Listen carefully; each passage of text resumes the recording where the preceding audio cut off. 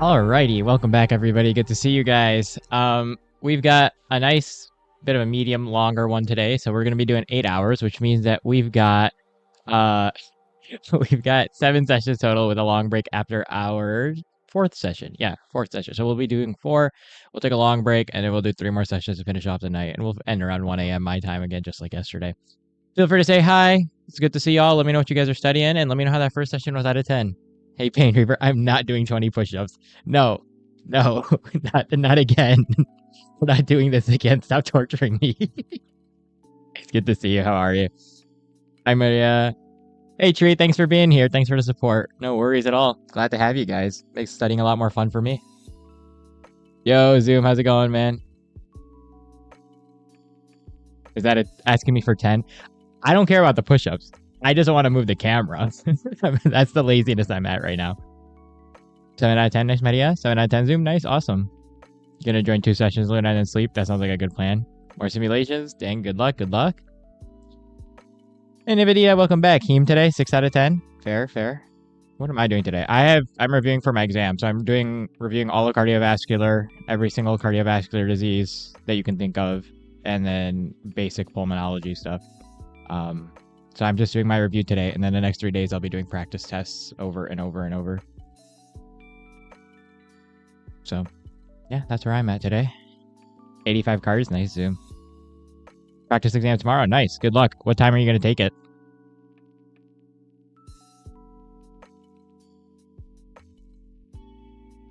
I have class tomorrow morning, but I'll be on in the afternoon.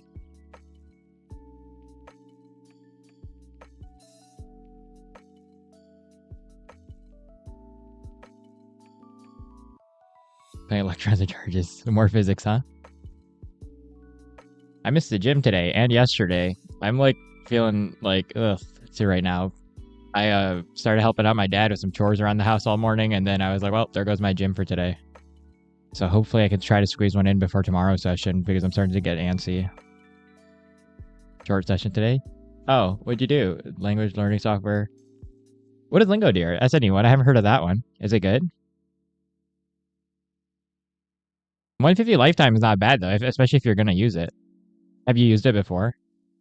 Electrostatics, nice. I liked electrostatics. Those made sense to me. More reason for push-ups. It is, that is tempting.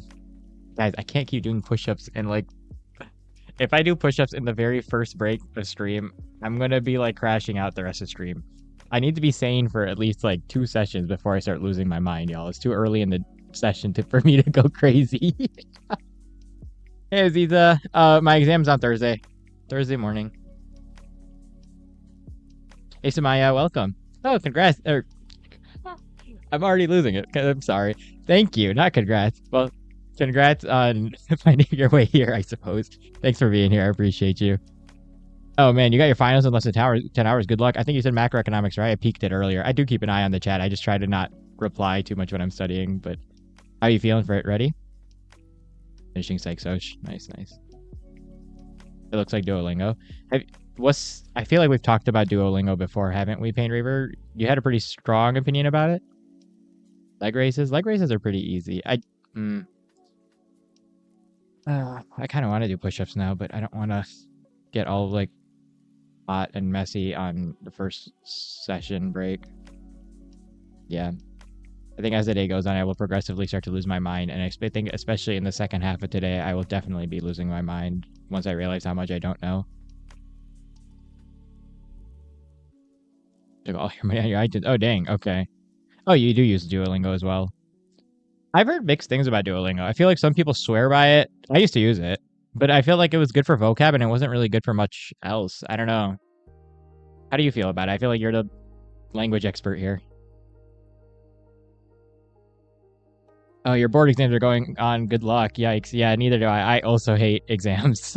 I hate exams with like a strong passion. I used to not mind them. I used to be a pretty good test taker, and I think as med school has gone along, I have grown to despise multiple choice exams. I'd almost rather, it sounds insane, but I'd almost rather have a written exam because at least like I could get partial points. Because I feel like the problem with multiple choice is I know most of everything, but I will forget the very last step that will let me get the question right or wrong. But sorry, that's a side tangent. Good luck with your board exams. When is your next one? Oh, we are on break. Yes, Savvy. Do what? The push-ups? Not yet. Not yet. We will. Oh, no, I don't want to promise that. We might. We might. Push-ups are easy. Push-ups are not bad. The sit-ups yesterday were a lot more annoying, but the push-ups are chill.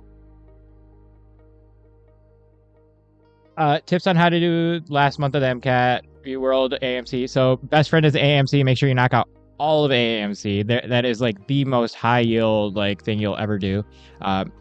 That's like the non-negotiable is doing every single practice exam with the AMC, sitting down with them and reviewing them in depth. So what I would do if I was you, if you've got a whole month left, take your practice exam tomorrow.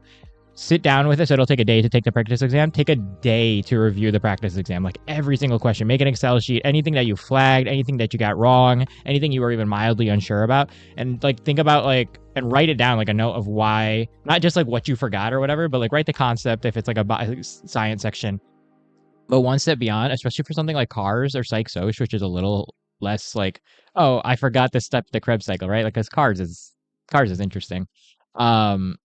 Try to like I used to keep an Excel sheet, and this is how like I only had 3 weeks of study for my exam, so like this is I jumped my point like MCAT scored like 15 points doing this. Was like sitting down with the practice exams hard, like reviewing it hard, and then what you could do after is then like set up your like what's the word? There's a setting in Anki that lets you review cards that you missed. So find all the cards that you missed in Anki and do those. And then the other thing to do as well is target the UWorld questions in those topics until you've solidly mastered them down. If you just keep hitting those and you do that for all 5 practice exams on AMC, that's more than enough.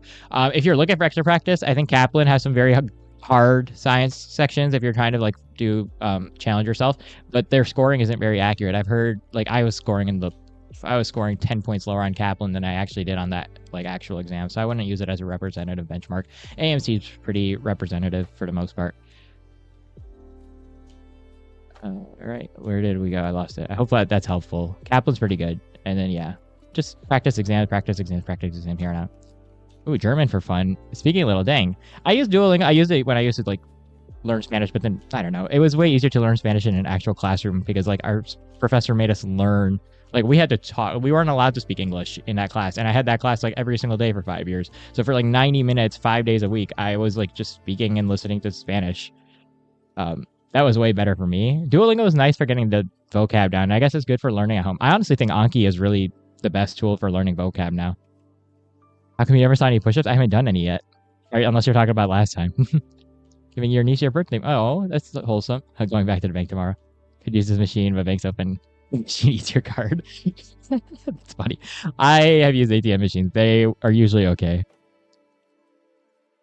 You say you wanted it. That's fair. I do want to get up. No, I didn't work out today, Abby. This is why I'm like antsy today. Might not have it, but why test fate? Oh, next month's Run Many. Dang. That's a pretty big birthday gift, dude.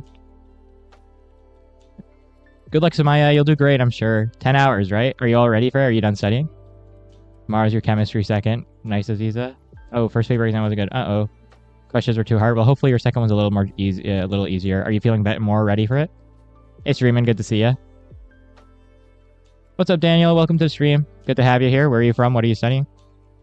Really, Harvard accepts lots of people to take lots of humanity courses. I don't think they I never got. So I got an. I guess I did interview there for like to get into undergrad. I got an interview from like all the Ivy Leagues I applied to. Actually, that wasn't the issue. They don't. I don't think they actually care too much about the courses that you take, but they care way more about like the difficulty of the courses that you take. Most of my classes in high school were science courses. I only took a few. Like I took more humanity courses in university, surprisingly, when I was doing my minor in philosophy. I did not apply to Harvard's med school, so. Can you no language learning? No language learning. It's perfect. Make no speak. Yeah, that makes more sense. Yeah, combining research. That's smart. Yeah, that makes sense. Blueprint's okay. I think Blueprint's good. It's like Kaplan. If you're using Blueprint, Kaplan is about the same thing. Nothing too crazy between them. Zoom. Talk about last time. Oh, I have it clipped. It's in the Discord. Like this was like a while ago. Yesterday we did sit-ups. Today, like a few weeks ago, I forget who convinced me. Jay from he's in here sometimes convinced me to do 20 push-ups with him, and then that's clipped.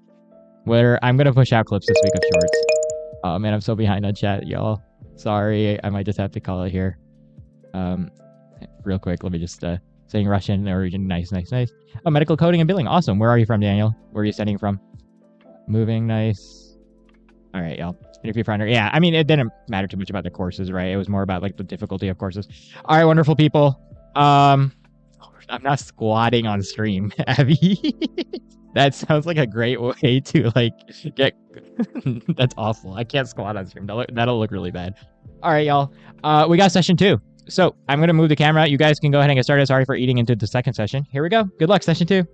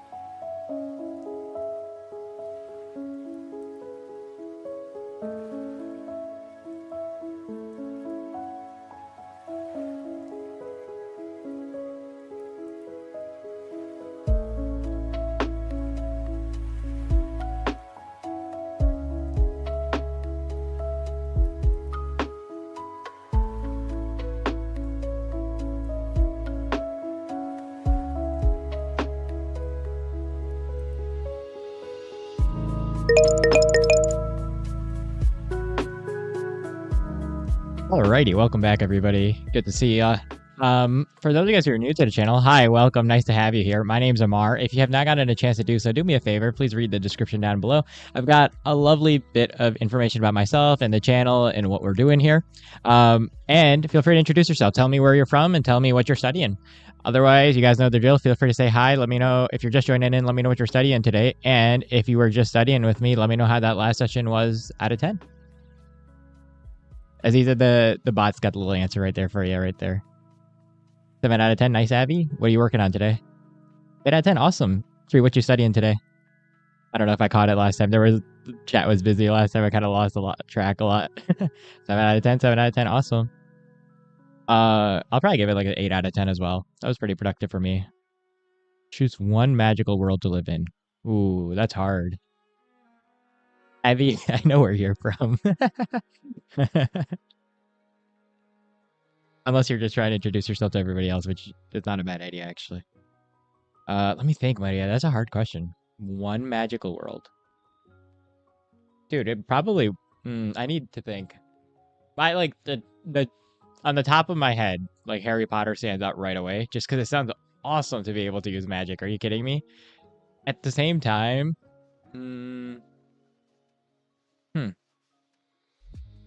No, honestly, that sounds like the most realistic one to me.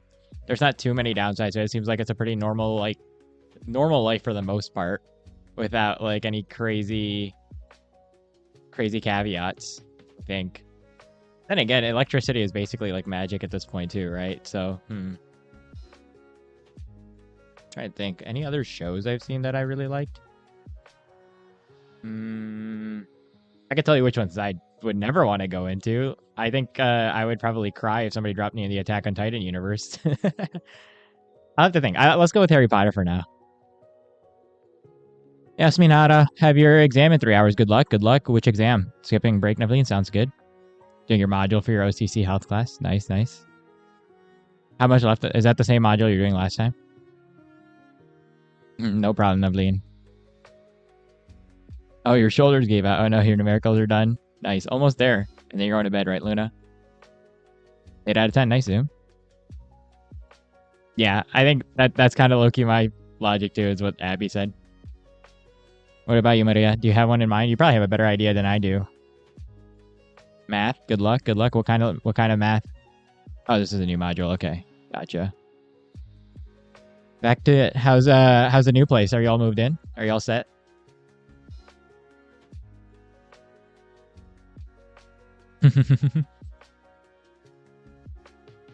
Don't they sell butterbeer at like one of the Disney worlds?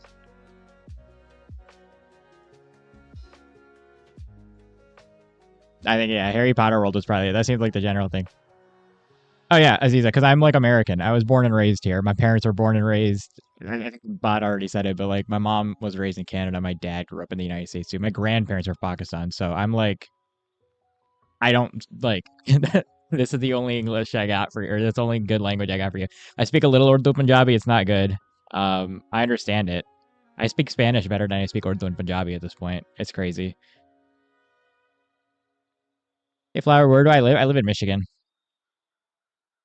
Where do you get butterbeer? It's like you have to go to like, or sorry, not Disney. Why did I say Disney? Orlando Studios? Who owns Harry Potter right now? I forget. It's like down in Florida, right? All moved in. Nice. Have to organize your things. Oh man, that sounds like a hassle. Did you make a new study setup? Or are you just kind of getting your desk and stuff together still? Magical World Neverland from Peter Pan. Huh. You know, okay, this is going to sound insane. I've never seen the Peter Pan movie, the Disney one. Like, I know about it. I know the story. I just have never seen it. Not sleeping. Destroy your neighbor's sleep first. Oh, why? How? How are you going to destroy your neighbor's sleep? That's probably not a good idea. Magical world that scares you the most is Lord of the Rings. The orcs. That's funny. I feel like I wouldn't mind the Lord of the Rings, though. I feel like I would kind of vibe, not going to lie. I kind of like the medieval stuff. Or like the medieval themed worlds, too.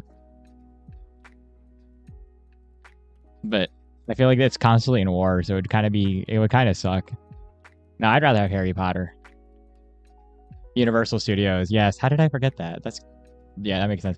I've never been to Universal. I've been to Disney. I went to Disney with my family. I want to say 2 years ago. We drove down. It was like it was like I don't even remember how long of a drive it was. Like 14-hour drive, something nuts. We drove down. I got two younger sisters, right, and they wanted to go to Disney, so we went to Disney. And then I got my fun that trip because we went to Clearwater Beach, Daytona, and like that whole area around Orlando. And that was my fun. Was just going. I love being out on the beaches down there, especially Clearwater. Dude, Clearwater Beach is so pretty. I have so many good pictures from there. I was out there at like sunset time too, over the water. Solid, absolutely solid. But I have not been to Universal, so I will add it to the bucket list. I can. The bot answered yeah for down there. Amar, you can look at what Amar's little helper has said, but no, I'm not Indian. Try to say something in Punjabi. Spell it out for me. Like type it and I'll say it. Marion Edward. I also have not seen or read Twilight. I think I will refuse to read that series. I've just heard. I mean, the memes are endless, so I think I'll spare myself the trouble. Hey, Suki. Yeah, I am. I'm American. Yep. Why is the bot not answering anymore? The bot is. You guys wore out the bot. That's crazy. That's really funny. Let me restart the bot. I think you guys asked us so many questions it broke. 1 second. Stopping. And then we're gonna restart it. Cool. There we go. That's funny. Where were we? Oh, you don't have an office chair? Oh no. The orcs. I mean, low-key, Maria, if you're gonna like fight a 1,000-pound hamster already, what's wrong with fighting an orc? It's like the same thing, isn't it? Say something in Urdu. मैं क्या बोलता हूँ यार? क्या बोल सकता हूँ? I don't know what. Like you have to tell me what to say. What house am I in the Harry Potter world? Probably Ravenclaw or Gryffindor. It would be a very hard toss-up between the two. I feel like if you asked me when I was younger, it would be hardcore Ravenclaw, but as I've grown older and less good at the exams and books, it probably would fit more with a Gryffindor personality, you know? I would think so.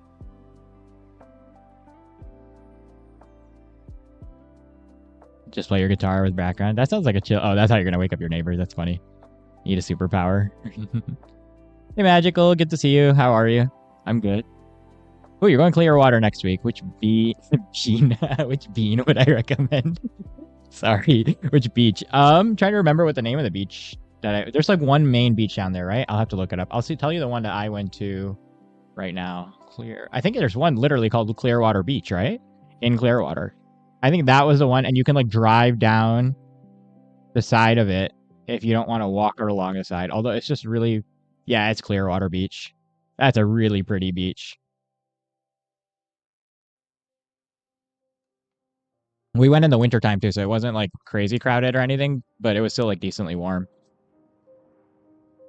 Anything to eat? I don't remember what we got. There was like somewhere near Orlando. There was a really good Turkish food spot. I could not tell you the name down there. I just remember it was near Clearwater, or was it Daytona? I always mix up which one it was at. But there's a Turkish place around there which is really, really good. I would recommend it. That was like the first time I've ever had Turkish food here in the States, and it was fantastic.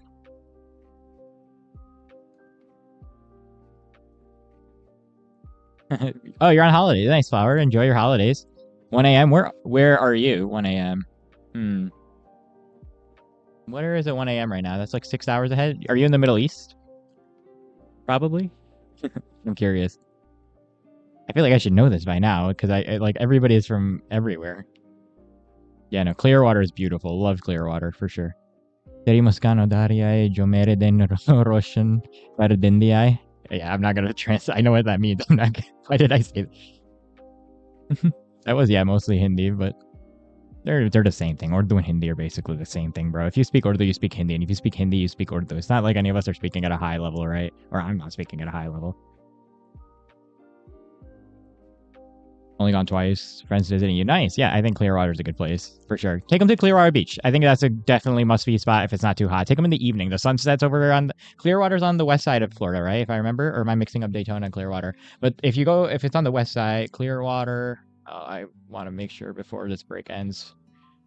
It's on the west side of Florida, which means that like you could catch a really nice sunset, right? That's what we did. And it was like, yeah, it is on the, okay, cool. I think my maps is not loading. Yeah. No, catch the sunset out there if you can. It's crazy pretty. It's because it's over the Gulf of Mexico, right? Slytherin, but yeah, that checks out for you. Yeah, I figured I'd give Gryffindor vibes, but I don't know. Ravenclaw when I was a kid. I was like such a nerdy kid, and I think I grew up to be like whatever you want to call a Gryffindor kid. Good luck with your exam, Kanu. What about you, Abby? I didn't catch yours. All right, y'all. I'm so behind on chat. I'm sorry. I'm just gonna call it there. We've got session 3.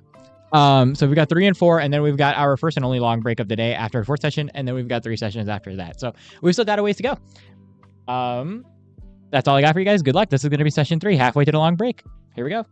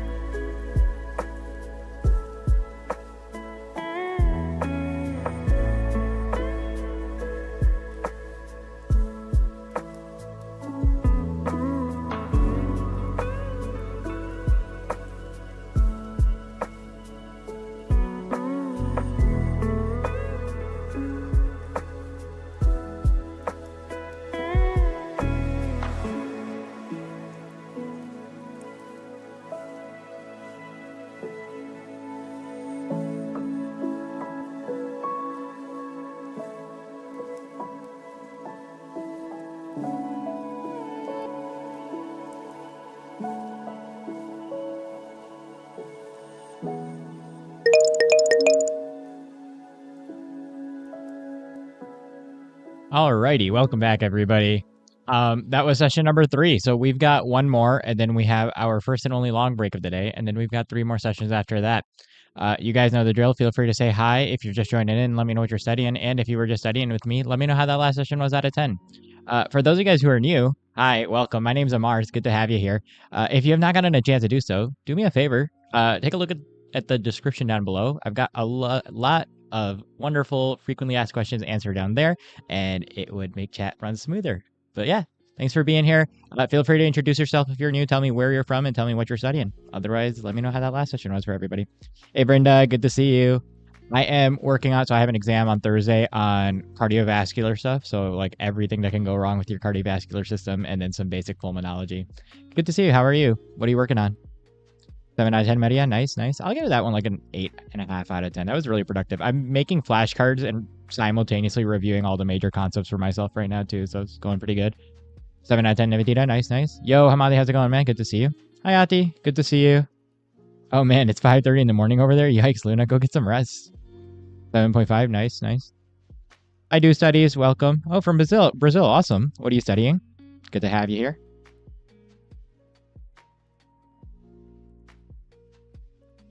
Yeah, I know there is a lot of viewers. They're all leaving though. No, I'm kidding.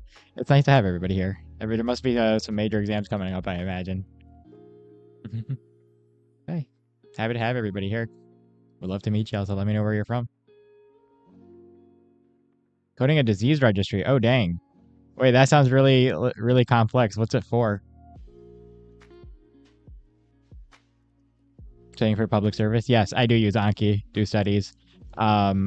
I love Anki. Well, I have a very love-hate relationship with Anki. I love Anki for memorizing because it forces me to review things that I probably wouldn't review otherwise. But it's interesting. I feel like it's good if you have something that's very heavy memorization for sure, like med school or any related subjects to that, or like learning a language. The only issue is that it's not very good at, I guess the phrase is you missed the forest for the trees. So it's very good for like memorizing details, but it's a little bit harder to connect concepts when you're just memorizing details sometimes. And it also can stack up really quick, so it is a lot of work too. But I like Anki for sure. Hey Cheska, good to see you. How are you? What you working on today? Yeah, it is. Must be exam season for summer classes. That checks out. Okay, sounds good, Luna. Oh no. Thanks for being here. Hope you get some rest. Yeah, I definitely have to understand it first for sure. Even if you understand it first, though, sometimes it gets like I understand the diseases before I do them. That's not usually my issue. My issue is always like I understand them, and then I come back, and then I memorize a ton of different things for a ton of different disease, and then I come back and I realize that I've mixed everything up. A rare disease lab last year, and they didn't have a registry, so might as well. Oh, dang, that's actually really cool. So are you working for that same rare disease lab for them right now? I'm pretty good, Cheska. Just studying for this exam. Still reading political law. Nice, nice. Help me. I'm memorizing a bunch of psych terms, but that's about it. Yeah, that's kind of what it's for. It's just for brute memorization. A lot of times I feel like it's not. At the same time, once you start to understand, for me, like I love to build top down, but then I realize sometimes, at least with med school stuff, you have to build bottom up. So I kind of use Anki to like get an idea of what's going on from the basics up and then building up. But sometimes, yeah, I don't know. To each their own. I think it's definitely like I've played around with a lot of different systems, but I've been using Anki pretty consistently, and I can't like I've tried to not use Anki for a little bit, and then I felt really behind because if I don't continuously quiz myself with something like flashcards, then it just kind of slips right out of my mind immediately. So that's my whole thing with Anki. Simulations will help me. I will take practice questions. Like I definitely do practice questions. We have a lot of practice questions for our exams. Those are a must. Practice questions help me the most. I definitely agree. It's just that like I can't use practice questions to learn the material. I need to do practice questions after I learned and memorized the material. Otherwise the practice questions become useless for me. Hey Sydney, welcome. Studying for the MCAT. Oh boy. When are you taking it? Good luck. There's a lot of people studying for MCAT this summer as well, but it is summer, so that's the perfect time. Yeah, no, I totally agree too, studies that like Anki is good for complex. Yeah, it is. It's weird. It's good for details. I will say it's very good for details, but it depends on what kind of subjects you're studying, right? Like if you're doing more conceptual stuff, like engineering, mathematics, poli-sci, well, maybe not poli-sci because it depends on what kind of poli-sci, but if you're doing stuff that's very conceptual, physics, chemistry, etc. I'm not a big fan of Anki, but for stuff like biology, biochemistry, public disease, medicine, like stuff that's like purely or like 80% how much can you cram into your hippocampus, right? I think Anki's great. But only if you pair it with other things. Anki cannot be the only solution, right? Anki is just a tool, not the means. Yeah, I think so as well. That's the thing is med school is very detail oriented. Because it's always so funny, right? Like you kind of hear about the things we learn about in med school and you're just like, oh yeah, like we talk about that, we talk about that, we talk about that. But I feel like until you do med school, the problem is you don't realize it's not just the pace, right? Like obviously the pace is one aspect of it, but it's like deep. It's not surface level stuff, right? I think the biggest problem or the biggest jump from like studying for undergrad or the MCAT from going to med school was like the MCAT, you're targeting a bunch of high yield topics, you're targeting like, a bunch of surface level stuff. It's a lot more breadth, not depth, right? Med school flips that. You get both now. Now you have breadth and depth, but you have all day, every single day to study it. I saw a really funny Instagram reel recently, where somebody explained it's like, if you had to eat 10 pancakes every day, right? It's not impossible. You could eat 10 pancakes every single day. It might take a while, but you'll spread them out throughout the day. You'll have like 3 in the morning, 3 in the afternoon, 3 in the evening, right? The issue arises when you do it for a week and now you're kind of sick of pancakes, but you still eat the pancakes because you have to eat the pancakes. Now, the problem is what happens if you miss a day of pancakes? Or what if one day you randomly get 15 pancakes? What if you randomly have like 15 pancakes and you're also trying to like catch up on old pancakes? You see what I'm saying? It's very easy, and once it starts cascading, it gets entirely out of control. That's the only thing with med school. That's very different. Which is why, like, Anki is kind of the same way, right? Anki, if you fall behind in your reviews, it's GG sometimes. Not any more college apps. Dang. So you're submitting college apps this fall, right, Brenda? You're saying, understand, yeah, for short term, but slips out. Yeah, so I think Anki's good for retention.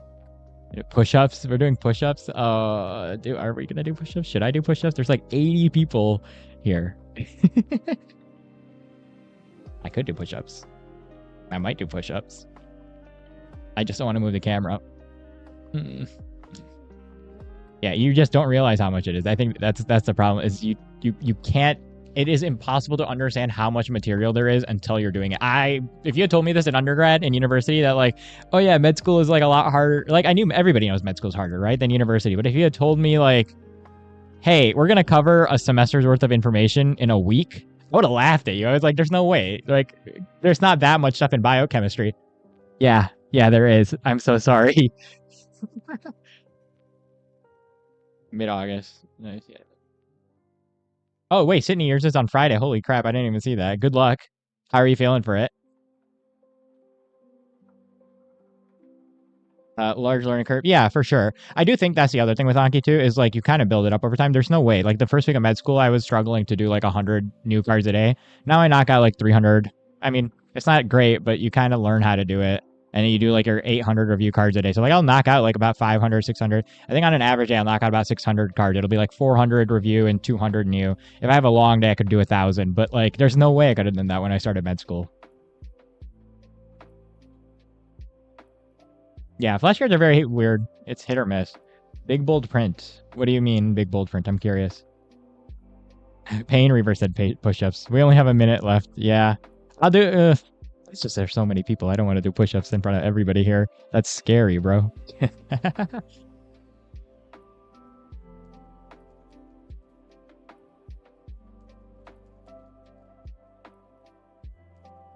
Yeah, you do get used to it though. For those of you guys who are like pre-med, I'm not trying to scare you off by the way. You totally get used to it. And like in med school, the whole vibe changes, right? Because your whole job is just school now. Like, yeah, you'll do some research and you'll do some other like volunteerings, blah, blah, blah. But it's not like an undergrad where you're running around trying to do like 3 different jobs while trying to have a life and taking all these random pre-med courses. You're still just as busy. It's just, it changes the kind of busy. Hyper analyze my form. I mean, I have some pretty clean push-up forms. Watching Big Wolf on Campus back in the day. Tommy. I've never seen the show, Big Wolf on Campus. Watch TV after college. Yeah. That's funny. I mean, yeah, you gotta take breaks here, right? Yeah, that's the other thing. You guys right. It's like it's survival, not by choice. It's survival because there's no choice. So you kind of acclimate. But yeah, that's true too. Like everybody's different. But for sure. I have friends that hate Anki and never do it. I will say though, the universal standard is that you will be studying. There is no if and buts about it. It is very different, but since you get more time and med schools are made to teach you rather, or like are very class oriented rather than holistically oriented, you do get time to study. All right, wonderful people. Oh, like notes. I got you. Last session until our first and only long break of the day. As a reminder, if you need to study through the long break, you can. I'll walk you through how to do that when we get there. Otherwise, I'm going to leave the camera where it is for one more session here, or I might move it in the middle. The sun's going to set soon, but it's really bright. And then we've got 3 sessions after the long break. So make this one count. We'll take a long break and then we'll do 3 more. All right, y'all. Good luck. Here we go.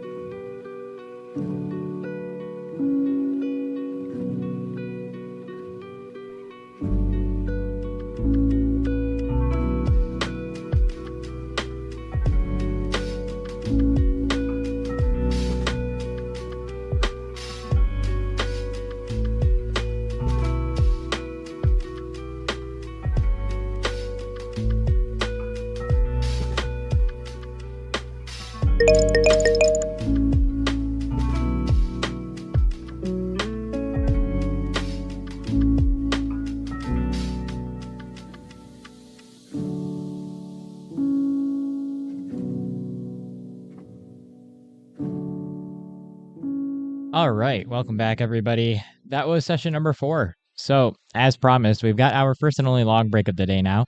For those of you guys who are unfamiliar, if you would like to study through the long break, you can. If you start at the 60-minute mark and stop at the 10-minute mark, that'll be another 50-minute Pomodoro session for you. If you've been studying for the last 4 hours, now is a fantastic time to go take a break. We've got another 3 hours after this long break. But if you've been studying for the last 4 hours, go get some food, go take a break, go take a walk, get a stretch in. Even if you don't want to take the whole break, take some of the break because we've still got 3 sessions to go for the night.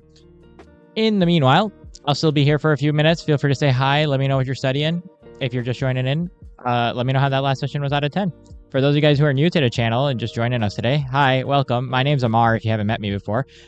If you're new here, do me a favor. Take a look down below in the description. I've got a lovely bit of information about myself and the stream and what we're doing. And a lot of frequently answered questions there if you're wondering who I am or where I'm from or what I'm studying. But yeah, I'll be here for like 5-10 minutes and then I'm going to go get some dinner as well. Or maybe go ride my motorcycle before it gets too dark, although it might already be too late. Yeah, feel free to say hi. Exercise right now, I'm not doing push-ups. It's not happening. I'm so sorry, Pain Reaver. Maybe another day. Probably on a day I'm a little more tired. I feel like if I do push-ups now, I'm just going to be like wired. A little too wired for stream chat. I'm just trying to chill for a minute. 8 out of 10, yeah, nice. I'll probably give it an 8 out of 10 as well. I'm trying to make a bunch of summary flashcards. They're taking forever, which is annoying, but gonna get through them slow and steady. 7 out of 10. Thanks, Tree. Thanks for being here. 6.5. Hi, Mr. Sai. Good to see you. How are you? 10 out of 10. Nice. It's facts. How did I cope with anxiety when I was taking my MCAT? Oh, man. That's a whole thing. Because I actually had to study for mine in 3 weeks. I only had 3 weeks to study for mine. So it was kind of like a giant rush to just kind of get everything in. How did I deal with anxiety? There's the basics, right? Like, make sure you're eating enough. Make sure you're taking breaks. You know, the 50-minute, I love the 50-minute Pomodoro. Actually, you know what's so funny? I started these streams way back when I was studying for the MCAT because I only had 21 days to study for the MCAT. And I was like, you know, it'd be really funny if I documented me cramming 21 days worth of MCAT prep. And that's, I don't know, it made it more interesting. But like the reason I did that was for the Pomodoro timers. And it kind of worked. It wasn't, that didn't take off at that time. The channel's been more active since I started med school, obviously. But I think, sleep, eat, drink water, the basics, right? Take your breaks. The other thing is get a chance to get outside. That helped me a lot during that. Getting a chance to take a break, even if I know it always feels like you're so busy and the gym should be the last thing you're thinking about. Whatever your choice form of workout is, walking, lifting, playing a sport, seeing it, that's really important. I think that really helped because anxiety is just a bunch of it's your sympathetic nervous system, right? It's just an over response of your sympathetic nervous system. It means that energy has to go somewhere. And obviously if you're sitting and studying, it's just kind of manifesting itself. So you can take it. The reason exercise is so good for stuff like anxiety is because it's taking those catecholamines, which are like those biomolecules that make you anxious, right? And it outputs them somewhere to where you feel productive. Your body makes a bunch of other happy-go-lucky endorphins, and you feel better. And it lasts throughout the day. So that helped me a lot. Was like staying active, even though I was busy, even if it was just like getting a walk in for half an hour. And also, if you've been studying for a while, this is just more moral support. But you got this, right? Because there's no way if you've been studying for weeks and been at it that you're gonna bomb it. And I know that sounds easy to say in hindsight, but you're I remember I thought I bombed it. You do better than you think. Especially those weeks, a lot of that is just living in your subconscious and it just becomes overwhelming because it's a hard exam. There's a lot on that exam, right? I mean, it's notoriously one of the hardest exams in the States. It is probably on par. Well, the only thing I can think that might be harder is step 1 and step 2, but it's pretty much up there. So just trust yourself, trust your process, trust that you've been doing the right things, and make sure you're taking care of yourself, especially in that last week. There's only so much you're going to learn in this last week. Stay active, review what you've been doing, keep up with what you've been doing. Don't force another practice exam super close to the day of. Definitely not within 72 hours before the exam, because then you're just going to freak out. But do practice questions, boost your confidence. Hit weak points that you're still feeling weak in. The day before, I really liked making a like giant. I didn't spend too long the day before studying, but I spent the day making like one giant review sheet with like everything I wanted to memorize before the exam. I woke up that morning, I reviewed that review sheet one last time. It was like maybe 2 pages of just formulas and chem principles and physics formulas, right? So just have a plan. I feel like the other thing that really helped me was like having a plan, right? If I'm just kind of floundering, like, oh, what should I do today? What should I do today? And what should I do today? It makes the anxiety a lot worse. Sorry, that was such a long answer for such a short question. Hopefully that was a little helpful. That helped me a lot. Nice, Maria. What are you having for dinner? Good. Nice. Nice joint. Yeah, yeah. Oh, wow. Dude, did you sleep at all? Dang. Also, yeah, I like Pain Reaver suggestion as well. Meditation helps a lot. Not even leg raises. Oh, man. We're really going to get me to do something on stream today, aren't we? Exercise, meditation, whatever you can to kind of get in the moment, so to speak. And I know that's a little cliche to say, but like kind of separate yourself from like the whatever overwhelming feeling of everything is at once.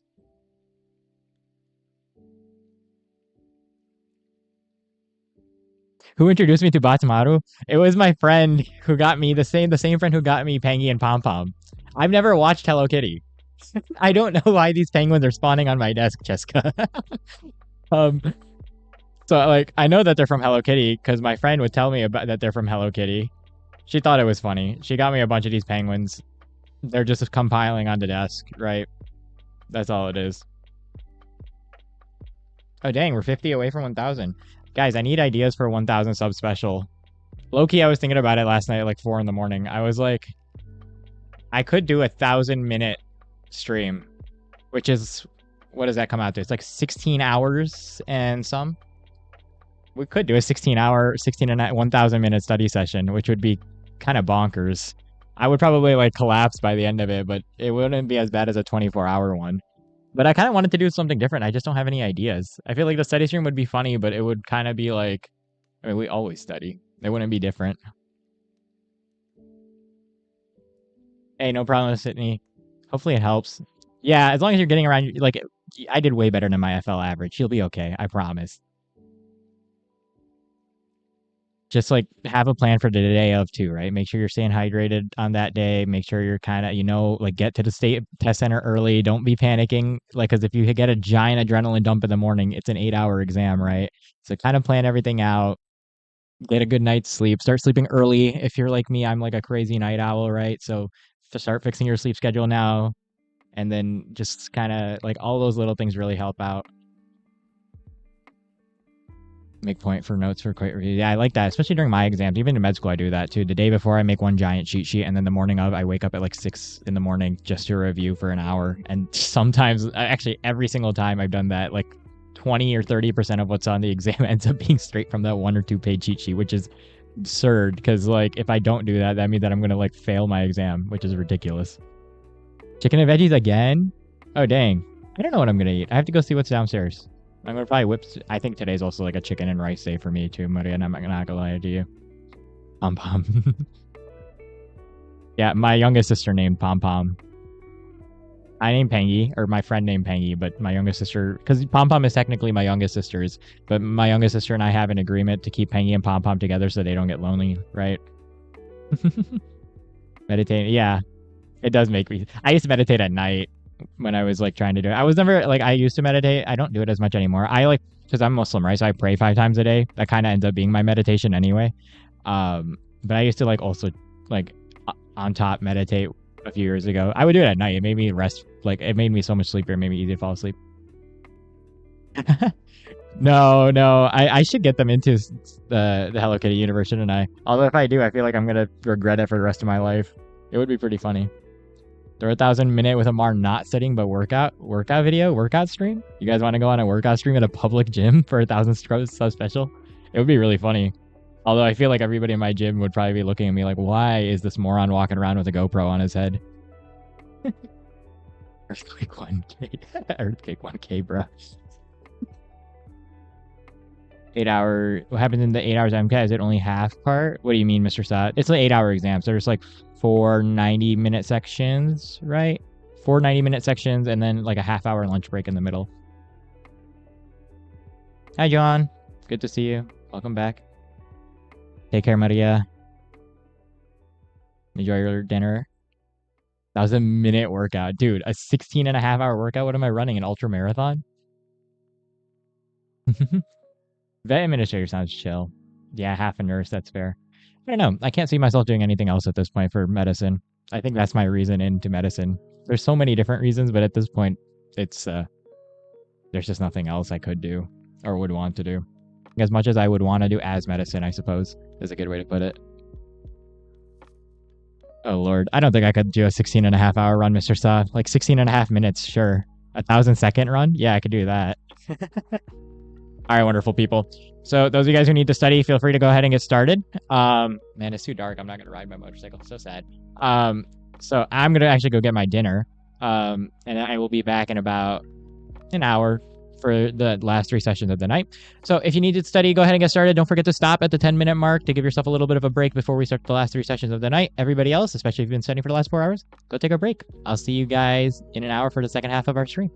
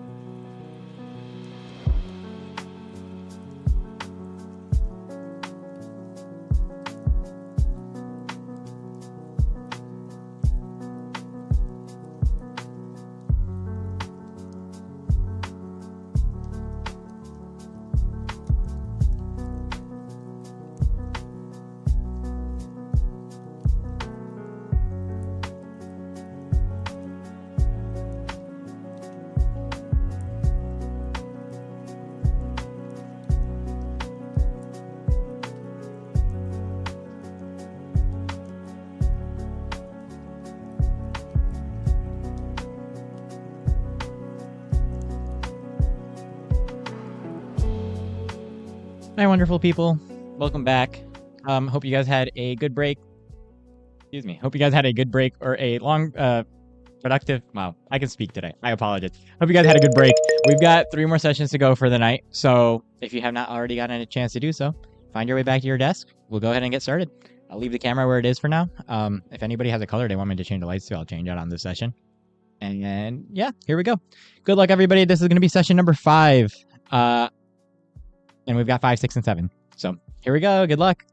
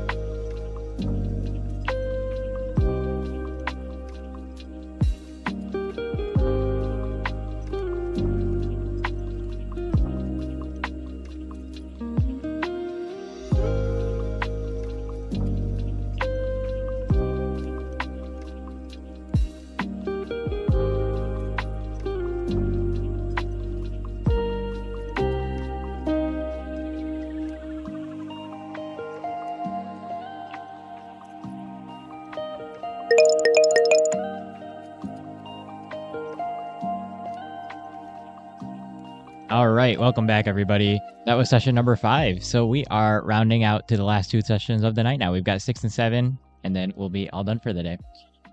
You guys know the drill. Feel free to say hi. If you're just joining in, let me know what you're studying. And if you were just studying with me, let me know how that last session was out of 10. We got 9.5 minutes. We'll take a quick short break, and then we'll start session 6 after that. For those of you guys who are new, hi, welcome. My name's Amar. If you have not been here before, do me a favor, check out the description below. I've got a lot of information about myself, the channel, and how this channel works. And yeah, if you're new, also feel free to introduce yourself. Would love to meet all of you guys. Let me know where you're from. Let me know what you're studying. Hey, Avani, good to see you. Hey, Navleen, good to see you. Hi, Mad Hugh. Welcome, welcome. Let me know where you're from. Let me know what you're studying. I'll give that last session like an 8 out of 10. It was pretty productive. I'm still making flashcards, which is taking a lot longer than I had hoped it would, but I'm also kind of just reviewing by making flashcards, so it's not a bad trade-off. 7 out of 10, Maria. Nice, nice. There are a lot of you today. Is there an exam coming up that I don't know about? Did somebody forget to tell me to study for something? Hey, Daniel. 8 out of 10. Nice. What are you studying?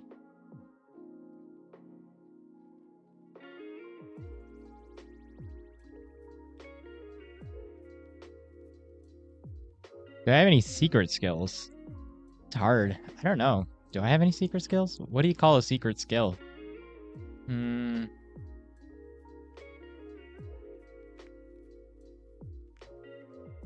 don't know. Let me think. That's a hard one. I can't think of anything off the top of my head. Give me an example. Do you have one? You can eat really fast. Okay, that's a good one.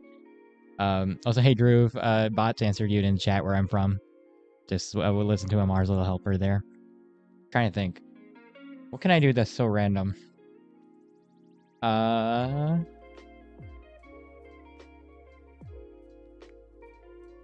don't know. I have gone once. I have tossed a ball for like an hour straight without dropping it once. I think that's probably my secret skill is I can toss a ball for a very long time. I can't think of anything else. I actually cannot. Gonna get the results of a previous. A little nervous. That's fair. What tests? Yeah, by myself. Like literally just like up and then like catching, right?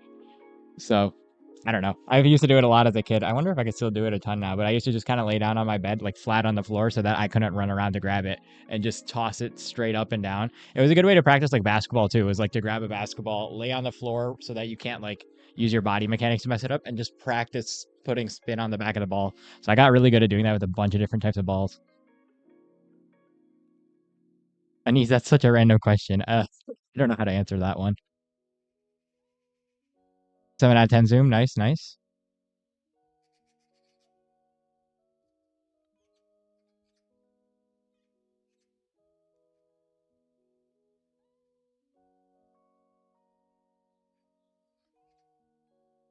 All right. If I was a magical object, what would I be and how would I haunt people? If I could be a magical object. I got one. I would be a car, right? And so eventually some random family would buy me or some random person would buy me. And I would always just take them to the like most random nearest location. So like they'll be driving and then I will just take them to like the nearest, I don't know, the nearest McDonald's or something and just park there until they order something and then we can go to work. Just every single time they use the car. And they'll be so confused and they'll sell it to somebody else and it'll just continuously happen till the end of time. How about that? I don't know. I'm so lost. What? I'm trying to think of funny answers for these. Don't know where to go for a practice exam tomorrow. Any ideas? Where do you normally study, Zoom? What about you, Maria? Do you have a better idea than me?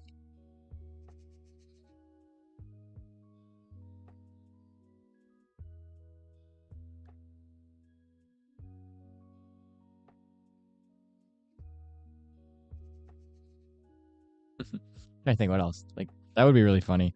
Oh, in your room. Yeah. I guess it's not feasible to take it there. I did a couple at libraries, actually. I went to I used to go to my school library to take one. Like a small study room, I guess, if you can get one for like 8 hours, because then it changes the pace up, right? And if you can get something that feels kind of like cubicle-like, it'll feel very similar to what you'll feel on test day.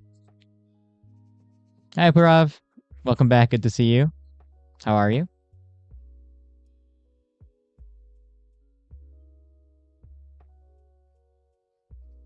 You book and haunt med students. Never understand me. So you're a regular med student book. You're a regular medical textbook. That's funny. What would you do? Would you change the letters on the pages just randomly? Or would you know what would be evil? Is if you like had a page of like, let's say you were studying, I don't know, cardiovascular stuff, right? And you had a page on heart failure. Imagine you kept switching up the difference between systolic and diastolic heart failure. And every single time a student went back to go check, you switch it again. And then they check with their friends and they check with everybody else. And then they keep like, it just flips in everybody's. That would be like the most evil thing I could imagine. That's awful. Yeah, going to school might be good. Yeah. That sounds like a good plan to me. Take care, Nevleen. Thanks for popping by. Have I ever been to Pakistan? I've been a couple times. I went once when I was like 4 with my mom. I don't remember that one.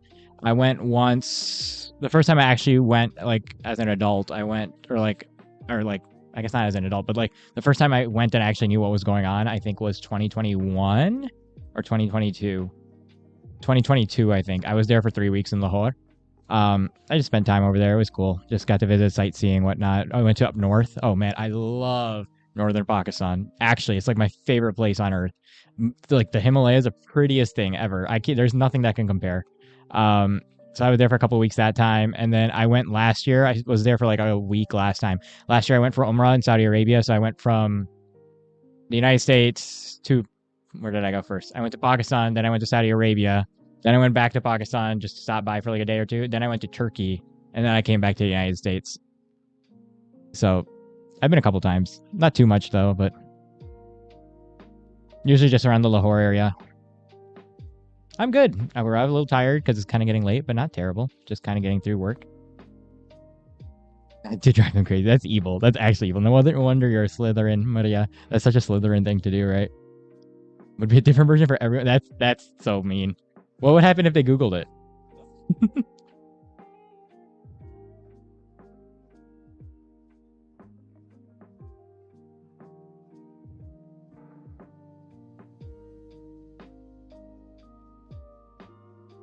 You wouldn't appear. It would just go blank. That's funny. That's pretty evil. That's actually really evil. I think that's like my nightmare fuel. That's how it feels like when you're trying to study in your dreams. You're trying to read a book in your dreams. It's the same exact feeling.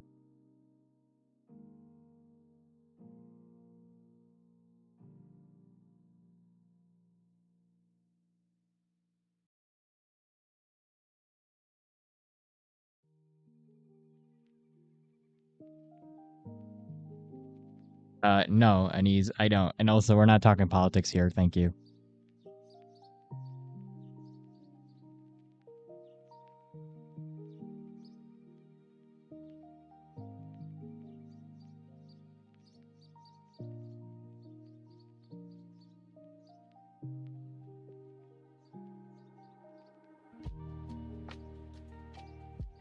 Bilal Abbas Khan, that's a new one. Here we go. Let's look him up. I have no idea who that is. Let's look him up. Bilal Abbas Khan. He's an actor. I'll take it. That's a compliment. Thank you. I've never seen this guy. I actually don't. I don't watch too many. I don't watch any Pakistani TV, so I wouldn't know.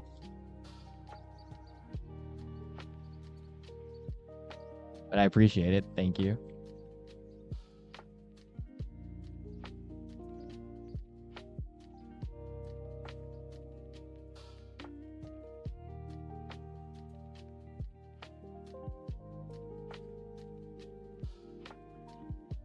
All right, you guys. We can go ahead and like tuck back in for the next 2 sessions. In his black outfit. Yeah, that's what I was looking at. I'll take it. That's a good looking guy. So I'm flattered. All right, wonderful people. We've got 2 more sessions for the night. So we've got 6 and 7, and then we'll be all done for the day. 35 pairs left. Sounds good. Good luck, Zoom. do me a favor, y'all. If you have not gotten a chance to do so, we're really close to 1,000 subs. It would mean a lot if you could just drop a sub and a like down below. Even if you don't want to drop a sub, that's totally cool. Do me a favor, just drop a like so we can keep growing the community. It's been great. The growth has been awesome, and it's really fun to meet y'all and talk to y'all. So would really appreciate it. In the meanwhile, we got session 6. So, yeah, you guys can go ahead and get started. I'm going to leave the camera here temporarily, and then I'll move it in the middle of the session once I'm done making my flashcards. All right, y'all, here we go. Session 6. Good luck. We only got 2 more. Finish strong.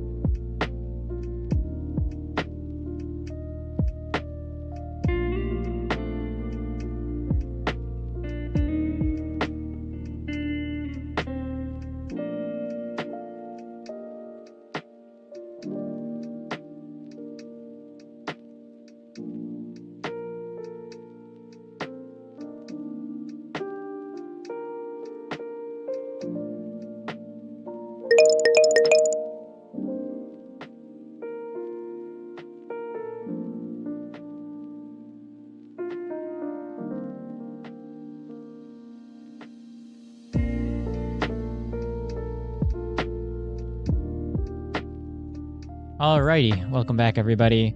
That was session number 6, so we've only got one more and then we'll call it a night. You guys know the drill. Feel free to say hi. If you're just joining in, let me know what you're studying. And if you were just studying with me, let me know how that last session was out of 10. We got 9.5 minutes. This is our last short break of the day, and then we'll start our last session of the night. If you're new to the channel, hi, welcome. My name's Amar.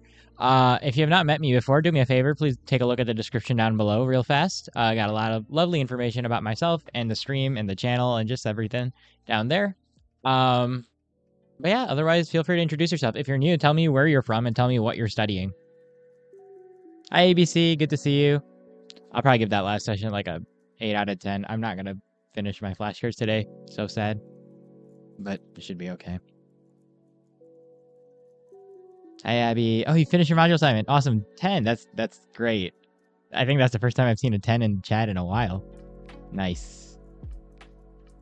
Yeah, we do. YouTube added that, ABC. I don't know why or when, but it's not bad. I just wish Botrix, I could exclude. I just can't exclude Botrix from it, and it's annoying because Botrix is obviously always going to be number one then. I know, Abby. I was just looking at that. We had 165 earlier or something. I'll have to check after the stream, but it's been wonderful. It's giving Twitch. It is. I think YouTube is trying to move towards that direction, which is really funny. Yeah, it really is with the purple and everything.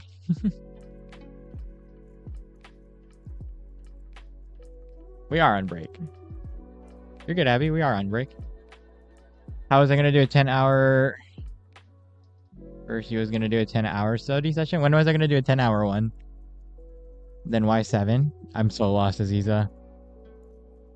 It's 8. It's an 8-hour study session with one long break in the middle, right?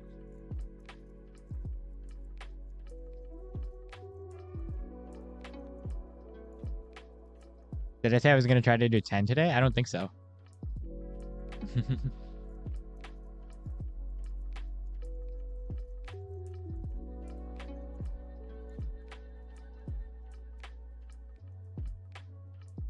Yeah, we good on time. I'm not tripping. I got my little timer up here anyway. Where is he? He's up here. Hi. He's counting how long it started since we began, so. Oh no, you're good, Abby. When's your Wi-Fi gonna get set up? Not much. We're doing pretty good, ABC. This is the most people we've ever had in a stream before. I want people to say hi. I want to meet everybody, but I guess they're all busy studying. Is there an exam coming on, y'all, in your guys' country tomorrow? I imagine most of you guys are from like India, Pakistan, right? Region. Do you guys have an exam tomorrow or like national exams coming up? Is that what it is? I'm very curious. Hopefully in the next few days. Nice. Yeah, no, I know we're not. Well, I have an exam coming up on Thursday, but most of the Americans don't, unless you guys are taking like MCATs or other summer studies, or unless you have the unfortunate fate of also being a med student who has no summer break.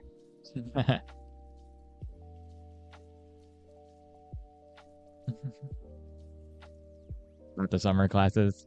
Yeah, it would have been nice to get summer, but it's kind of weird because my next break is at the end of September as well, right? So got a paper and lit review to work on. Dang, you got never-ending lit reviews, huh, Abby? That's rough. That's really rough. That would start to drive me crazy after a while. Yeah, I'll be on tomorrow. I'll be on Monday, Tuesday, and Wednesday this week, and then Thursday, Friday, Saturday, Sunday, I'll be off stream.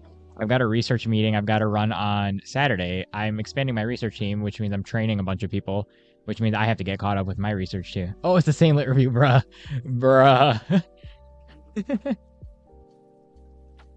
Never know what your limits are.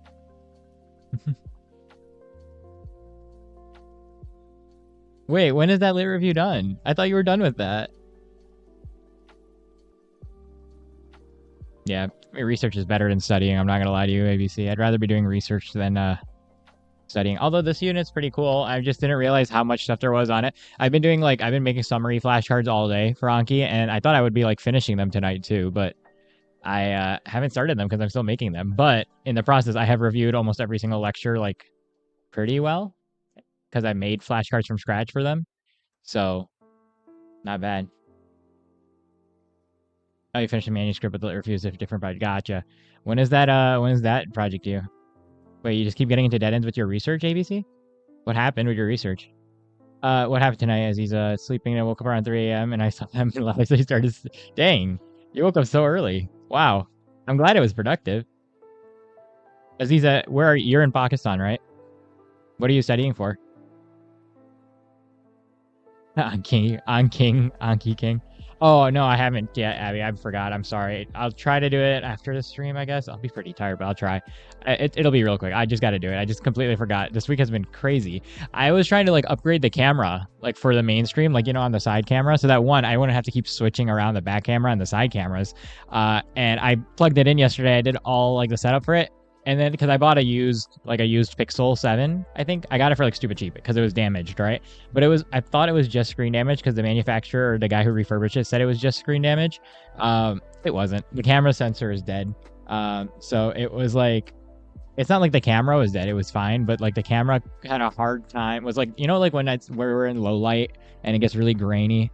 Yeah. So I got to return this. I got to find another used, cheap, very cheap used phone that I can plug in for a second camera. That's what I got distracted with last week. But no, I'll add the dental hygiene stuff soon. Into some WC stuff. Oh, white blood cell stuff. What kind? I'm curious. Should have dinner before mid-August. Nice. Do you get a break, Abby, before you launch back into fall semester?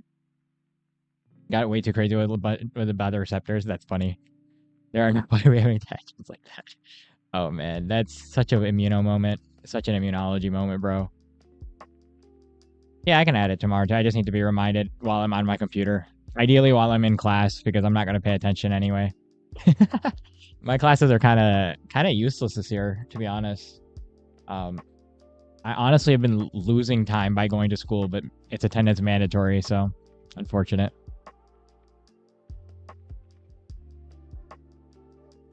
Where am I? I lost CD3739. What? I feel like I'm reading a barcode, bro. Oh, board exams. Gotcha. What subjects? We are thriving. We are in. Oh, you're not from Pakistan. I thought for some reason you were. Oh, you were asking me about Pakistan earlier, right? Aziza, where are you from? Remind me. I'm sorry. I don't know why I assumed that. I shouldn't have assumed that. I guess I just saw your name and I thought we were talking about Pakistan earlier, so I was thinking you were from Pakistan, but just classic mast cells and T cells. Mast cells. Yes, words. Words I have already pushed out of my head because the trauma of studying immunology from last semester permanently burnt a hole in my hippocampus. No break, dang.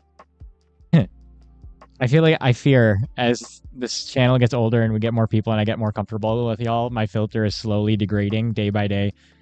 So I have to be a little mindful that I don't get myself canceled at some point. Oh god, yeah, dry berry, wet berry, all the berries, berry. Jesus. That's not even on my exam. We were talking about it the other week and I was just looking through all my notes. There's like one random sentence with berry disease with cardiomyopathy. I don't need to know the berries for this exam. I say that, watch. I'm going to come back to the Discord on Thursday, bro. And they're going to have asked me about berry disease. And I'm actually just going to rage quit. Immunology is lit. Yeah, lit is one way to put it. If lit, meaning it left my brain on fire. B-cell girly. Oh yeah, you're from Bangladesh. Sorry, Aziza, I forgot. What are you studying right now? Like, what board exam are you studying for? Professor said what the cells are doing is that they're all very flexible. So are gymnasts. You don't see microbiome complementing gymnasts. I will let y'all... You guys, trust me, you guys will know if they ask me about the berries now. Oh no, is it him, ABC? Scandalous professors. If you guys are ever bored, by the way, on the subject, semi-related, take a look at what happened to not the current president, or not the previous president now, I guess, not the former president of University of Michigan, but the one before him, Mark Schlissel, if you're ever bored. There's a lot of good memes about it. I'll leave it at that for now. Prepare you for a board study. Nice. What, medical, Aziza? If you're just curious about some Michigan lore. So you were better with the guy that I just kicked out.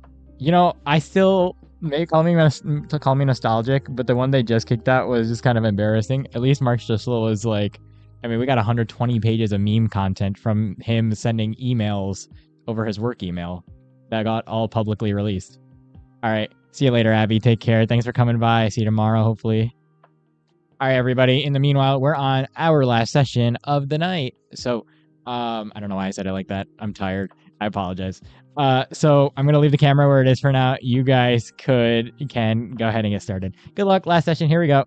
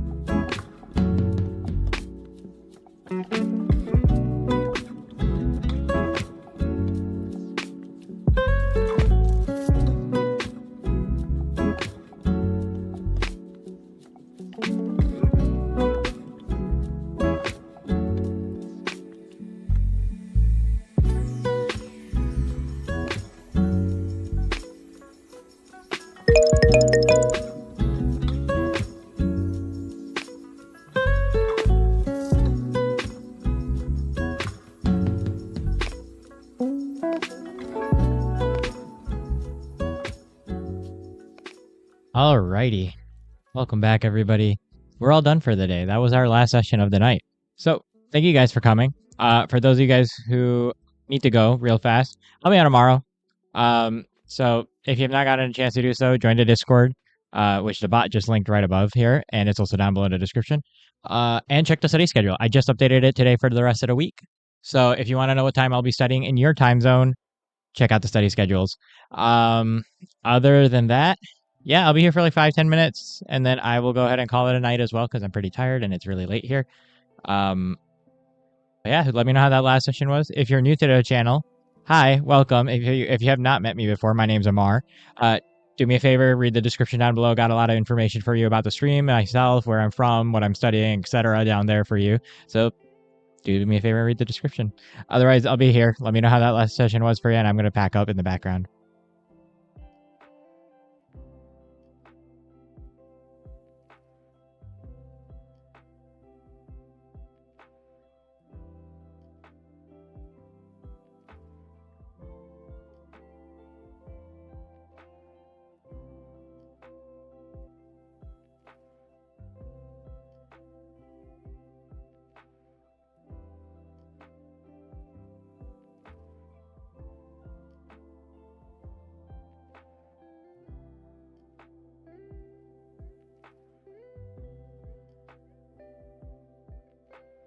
Oh yeah, do me a little favor. If you haven't done so already, just drop a like down below. Really helps us grow on the algorithm, really helps grow our wonderful study community here, which has really grown a lot, which is awesome. I appreciate you guys all being here. I appreciate the support you guys always give to the channel. So thank you for being here. Thank you for making this a lot more fun. Yeah, that's it. And if you have not subscribed and you found the stream helpful, consider dropping a sub. I stream pretty often. I also am working on other content, and we make some funny shorts once in a while. So yeah, you can always sub and hit the bell notification if you want to get notified whenever I go live, which is kind of erratic, but I know that's something that a lot of folks expressed interest in. But you can also join the Discord for that too. I always have it announced when I'm about to go live as well.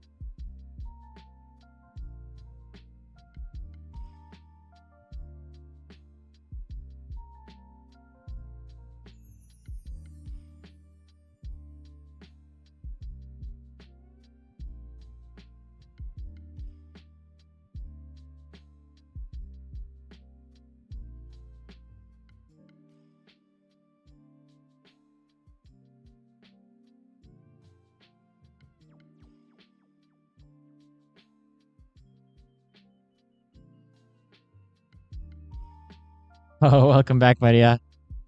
Oh man, you got stuck in traffic at this hour? In the middle of the night, dang. Well, glad you got back safe. Uh, have a good night, you as well. It was good to see you. Thanks for popping by. We had a... It kind of got quiet after you left here, actually. I think last chat it was just me, Abby, and ABC were just chatting, so... It's been a very quiet night. I guess everybody's just focusing on their exams. Yeah, 11 p.m. Is it rush hour at 11 p.m. there, though? Oh, you haven't met ABC yet. They'll pop back around. They're a friend of mine.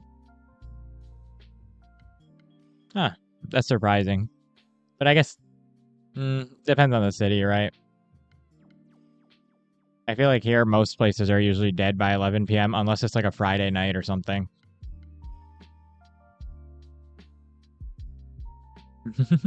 You are definitely meeting a few of them. It's really funny.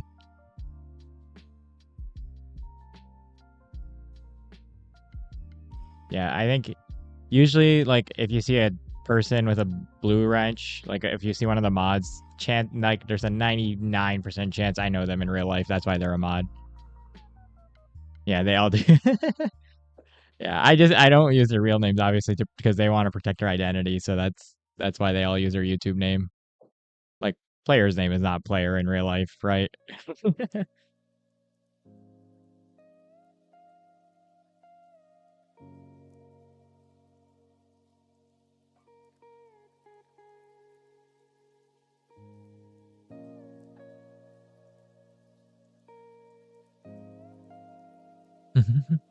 Yeah.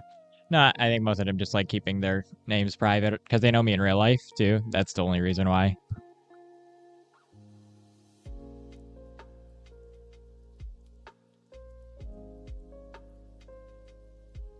Some of my friends do for sure.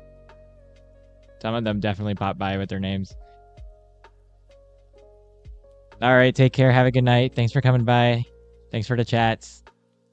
Oh god, alrighty. You know what? Yeah, you know what? It's a good time to call alrighty. Nobody else is chatting today. It is a very quiet night, so I think everybody's just tired too.